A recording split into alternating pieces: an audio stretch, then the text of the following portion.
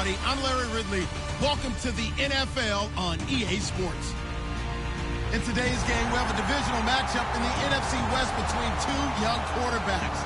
It's Jared Goff going up against Russell Wilson. With that, let's get out to our commentators, Brandon Godden and Charles Davis, with this Week 10 matchup.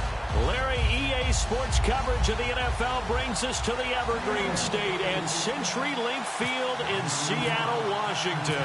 Today, we've got a good NFC matchup on tap between the Los Angeles Rams and the Seattle Seahawks. And this will be a touchback as that sails over the end line.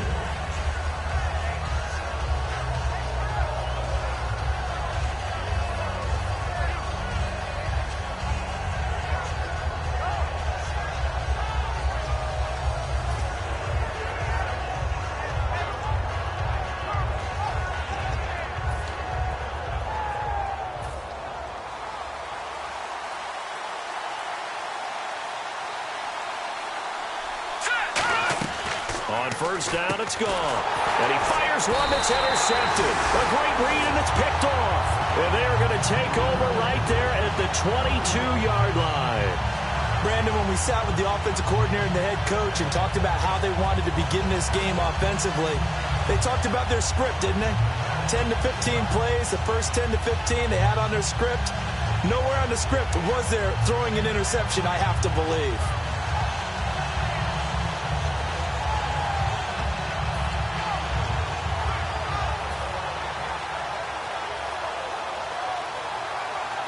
And they'll start this drive with very good field position. And the D looking like they may blitz. Here's Thomas Rawls with his first carry. And he will lose yardage and be backed up to the 24. That's going to go as a loss of 2, and it'll be second down. That play never got off the ground because of the defensive front. They owned the offensive line, which allowed the linebackers to see their openings and run straight to the ball. That's why that play just never had a chance. Now Wilson on second down. Wilson hit. It's loose. It's out. Fumble. Fighting through. On plays like this where the ball comes free, it's often unusual for the team that lost it to get it back. Because this is a quarterback. The ball gets away from him. Everyone else is trying to execute what they're supposed to do on offense. They're usually looking in the other direction, downfield, or have moved away from him. In this case, though, a teammate is able to come up with the ball. They go play action now. Wilson. And this is going to be incomplete. He was trying to get it to Jermaine Kearse, and that brings up fourth down. It's always tough for the guys throwing the football when they think they've got a completion and the ball's almost there, and then someone sneaks a hand or two in and bats it away. So on fourth down, on comes Stephen Hauschka to try and get the Seahawks 3. From the left hash, this will be a 52-yard attempt.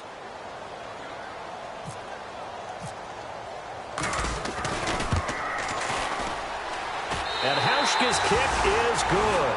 And the Seahawks grab a 3-0 lead. So the defense gets the pick. The offense, Charles, they go backwards, but they do get 3 points. Very happy to get the 3, but you know who's happier? The defensive team on the other side. They shut them down after the turnover. And this will not be returnable. It's out of the back of the end zone for a touchback.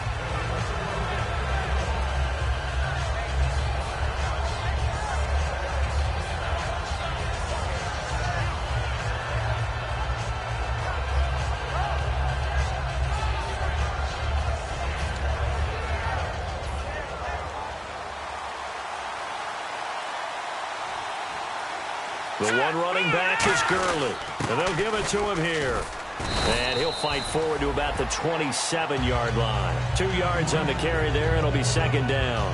That's a good play by the guys on the defensive side of the ball. Held him to a gain of 2, and that changes the playbook a little bit now for the guy calling plays. 2nd and 8. Now he's got to probably think about going to the air instead of maybe staying with the ground game. Second down, 8.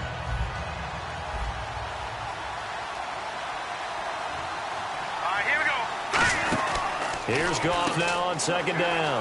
He's going to leave this for his running back. It's complete. And he gets this one just shy of the 40. They'll mark him down at the 39. Everyone's got to be able to catch the football. Doesn't matter what position you play, but if you're on offense, be aware a ball may come your way.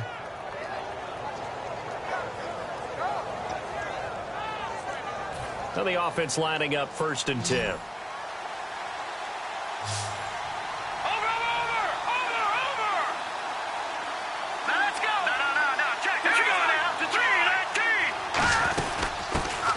Carry of the game here for Trey Mason. And he takes it past the 45 and down at the 46. It's a 6-yard pickup, and it gets him to 2nd and 4. Some runs are blocked so well, you almost forget that someone has to carry the ball to gain the yardage.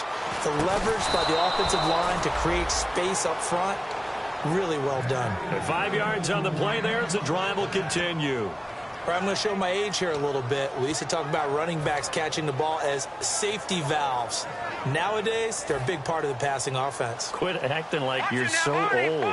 You're only 65. Hurry up, here we go. Green, 39. On 1st down, it's Gurley. And the cutback to the sideline. And he's brought down. It'll go as a gain of 12. And it'll be 1st down, Rams. How many times do we say in this game that speed kills, and it does it in so many different ways? In this case, you got a back who's quick and shifty, can make moves, make people miss, but also gets to and through a hole before it can close down. That's some of the benefits of that speed, not just outrunning people in the secondary. And that led to a really nice game. Gurley again here on 1st down. Touchdown, L.A. Todd Gurley with touchdown number 7 on the year. And the Rams are going to take a first-quarter lead. Well, partner, that was another explosive run, and one thing I've learned in our time in this game, yes, the offensive line has to get a lot of credit, but for big runs to occur, the wide receivers have to block well downfield. And then you have to have a good guy carrying the ball, too, right? Oh, without a doubt. You need that difference maker lugging the rock. The Rams kickoff team on the field, and here we go with the ball in the air. This one fielded at the 5. And he'll get across the 20 before he's brought down at about the 23-yard line. And Seattle now ready to march out of the field. And fortunate to get points on the board last time. They had to hit a really long field goal to do so. The kickers in today's game are so good and so skilled and hit from distances that we almost start to take them for granted. And we can't do that. That's a long field goal that they got 3 points out of. They've got to feel good about that, and they better make sure they love him up because he's helped them out. Yeah, now we'll see if that offense can put 6 on the board here. We'll see.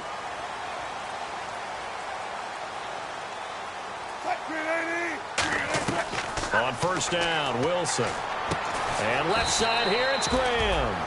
Just a yard on the catch there. It'll be 2nd and 9.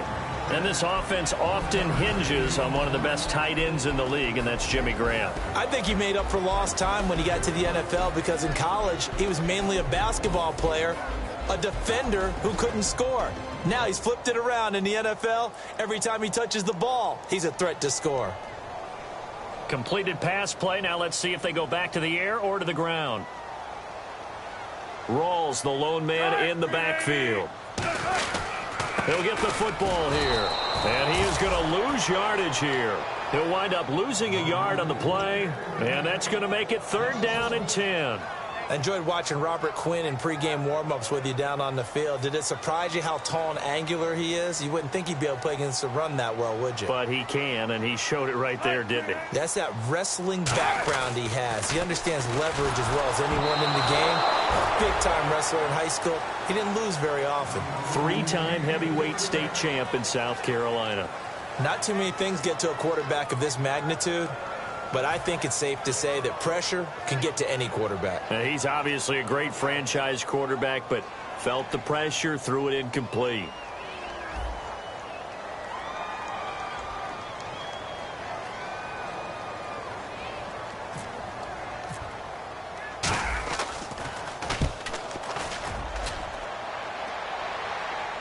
And this works out well as it'll kick out of bounds at the 11-yard line.